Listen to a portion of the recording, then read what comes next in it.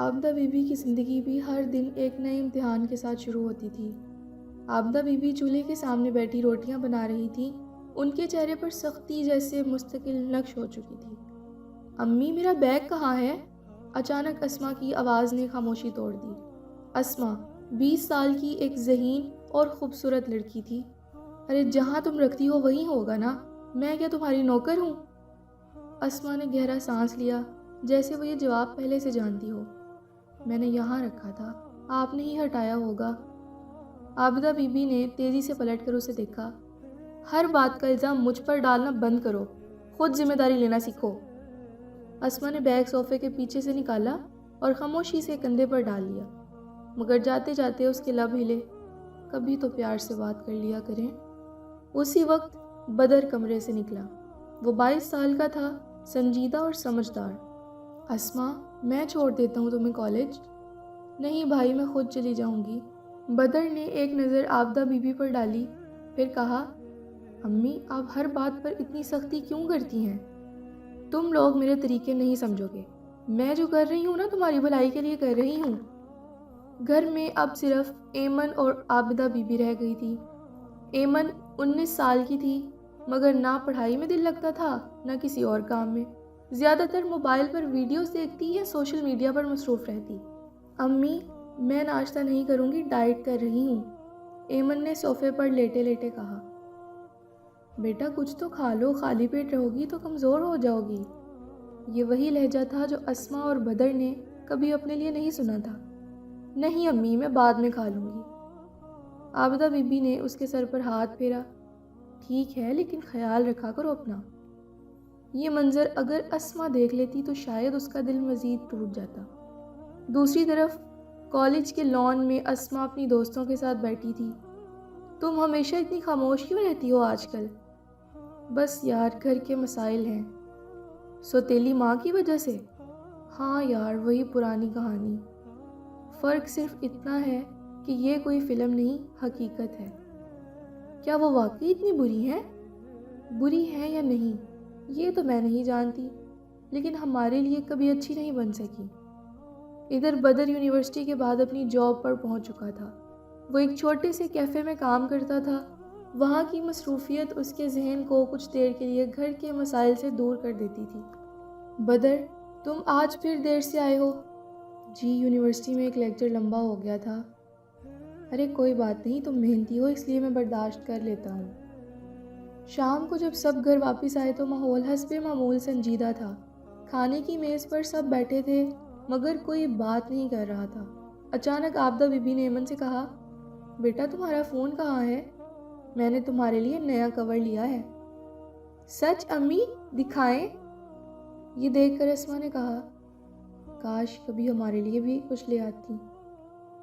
Abida be be نے فوراً جواب دیا تم لوگوں کو ضرورت نہیں ہے ایسی چیزوں کی، پڑھائی پر دھیان دو بس۔ بدر نے پھر آہستہ سے کہا ہم تو ویسے بھی سب کچھ خود ہی کر لیتے ہیں۔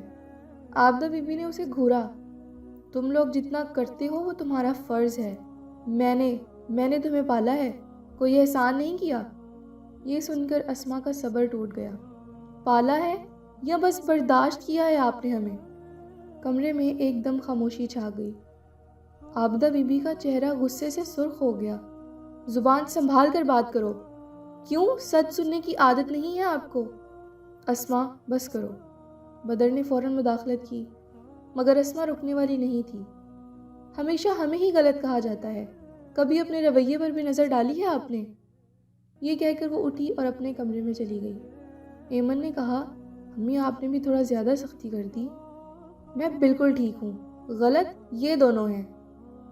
رات گہری ہو چکی تھی۔ عابدہ بی بی صحن میں اکیلی بیٹھی تھی۔ میں نے کیا غلط کیا ہے؟ میں نے تو ہمیشہ انہیں سیدھا راستہ دکھانے کی کوشش کی۔ ان کے ذہن میں ماضی کی جھلکیاں ابھرنے لگیں، جب وہ اس گھر میں نئی نئی آئی تھی، جب اسما اور بدر چھوٹے تھے اور انہیں اجنبی نظروں سے دیکھتے تھے، جب ہر دن ایک آزمائش تھا۔ شاید میں نے محبت دکھانے کا طریقہ ہی غلط چنا۔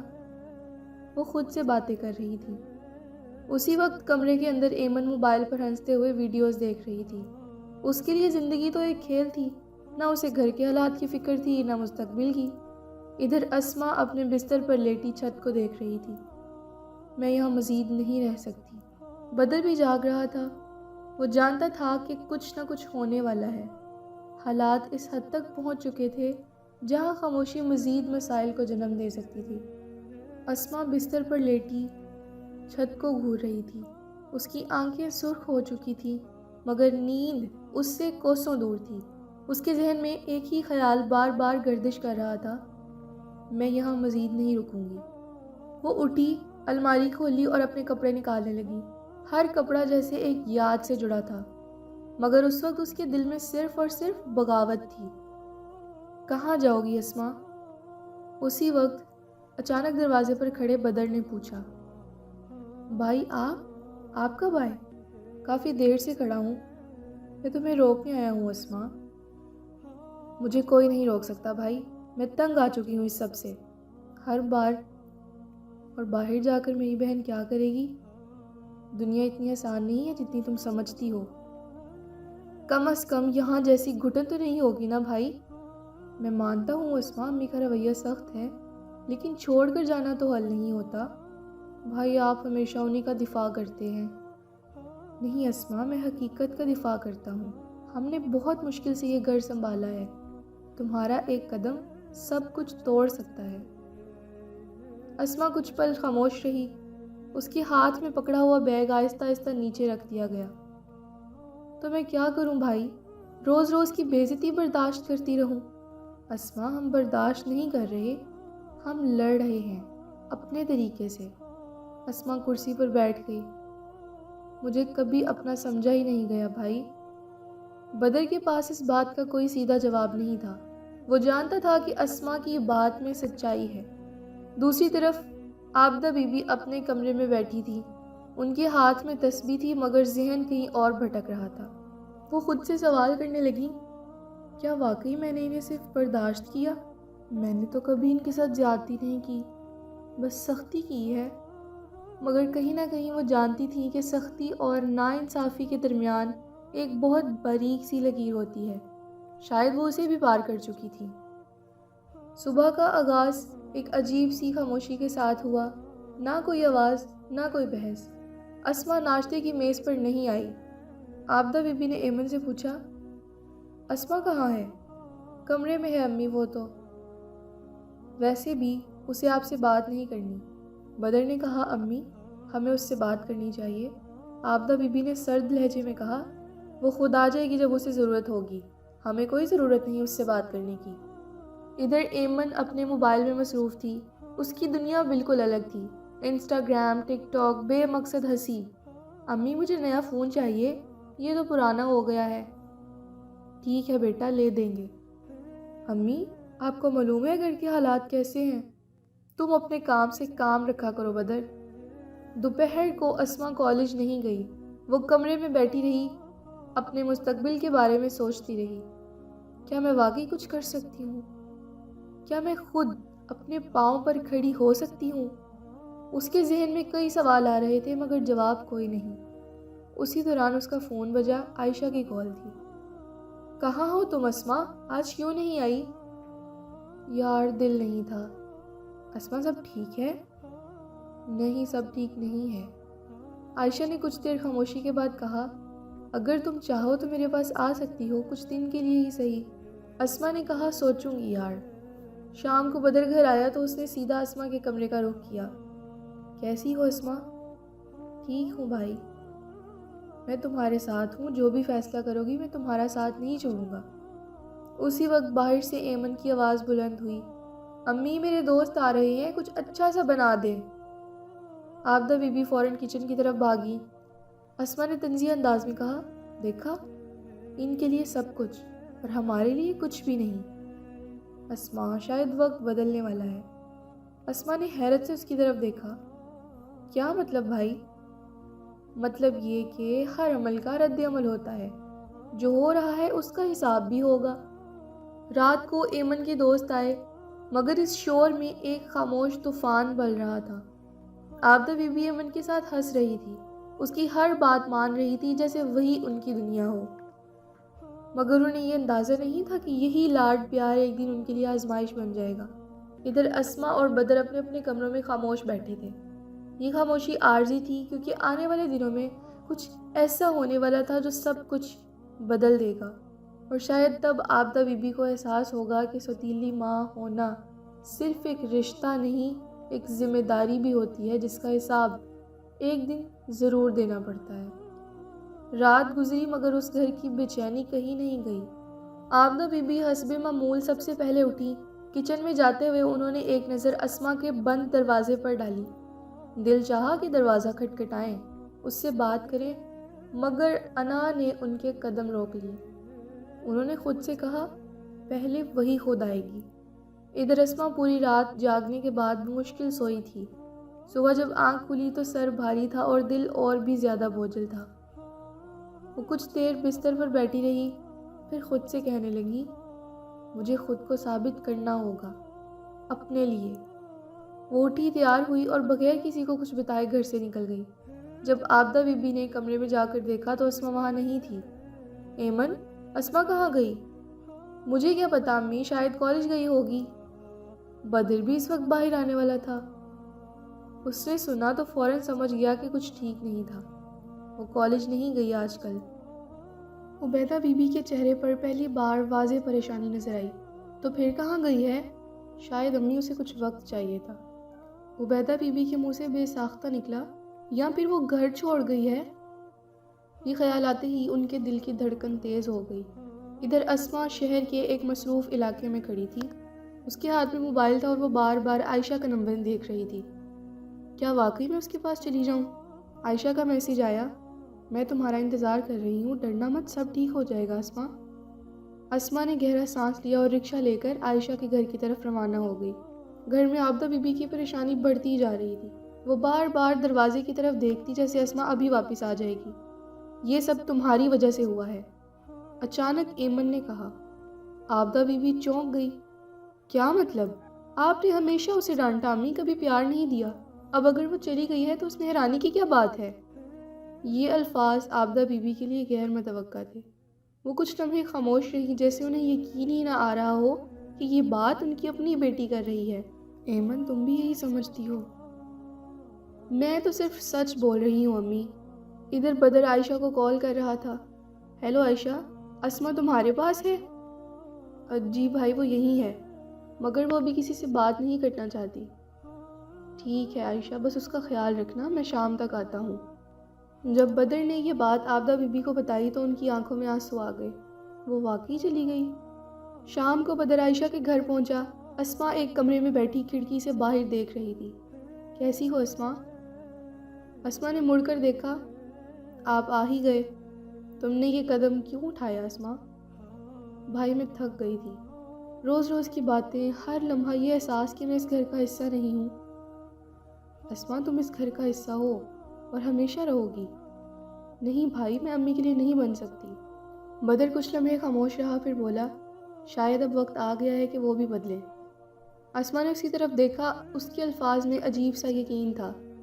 ادھر گھر میں ایمن کی بے پرواہی بڑھتی جا رہی تھی۔ وہ دن رات دوستوں میں مصروف رہتی، پڑھائی بالکل چھوڑ چکی تھی۔ ایک دن اس کے کالج سے فون آیا، آپ کی بیٹی کئی دنوں سے غیر حاضر ہے، ٹیچر نے کہا۔ عابدہ بی بی حیران رہ گئی، مگر وہ تو جاتی ہے۔ نہیں، وہ کافی عرصے سے نہیں آئی۔ یہ سن کر ان کے پاؤں تلے زمین نکل گئی۔ انہوں نے فوراً ایمن کو بلایا۔ یہ کیا سن رہی ہوں میں ایمن، تم کالج نہیں جا رہی؟ تو کیا ہوا امی، مجھے پڑھائی میں دلچسپی نہیں ہے۔ اچھا، اور تمہارے مستقبل کا کیا؟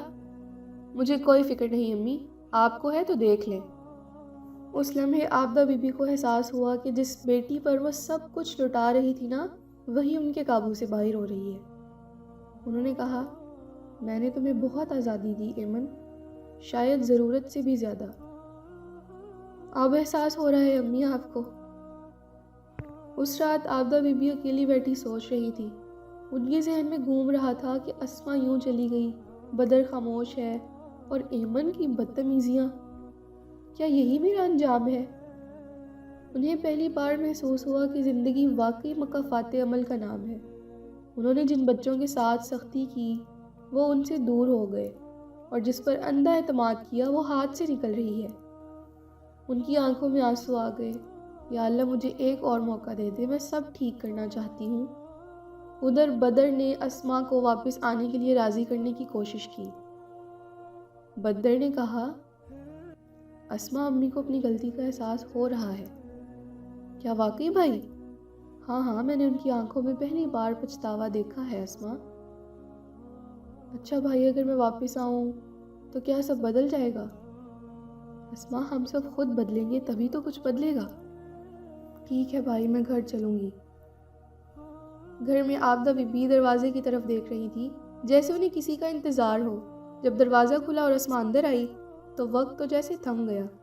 دونوں کی نظریں ملی اور اس بار ان میں نفرت نہیں بلکہ ایک امید سی تھی۔ عابدہ بی بی کے لب ہلے، اسما، مگر الفاظ ادھورے رہ گئے۔ گھر کے دروازے پر کھڑی اسما کو دیکھ کر وقت تو جیسے رک گیا تھا۔ اسما بیٹا، عابدہ بی بی نے بمشکل کہا۔ یہ پہلا موقع تھا جب زندگی میں انہوں نے اسے بیٹا کہا تھا۔ اسما نے چونک کر ان کی طرف دیکھا۔ مجھے معاف کر دو اسما۔ یہ جملہ تو سن کر اسما تو جیسے ساکت ہو گئی۔ وہ کبھی سوچ نہیں سکتی تھی کہ اس کی سوتیلی ماں عابدہ بی بی اس سے معافی مانگیں گی۔ میں نے ہمیشہ تمہارے ساتھ سختی کی اسما، مگر شاید میں بھول گئی تھی کہ سختی اور ناانصافی میں فرق ہوتا ہے۔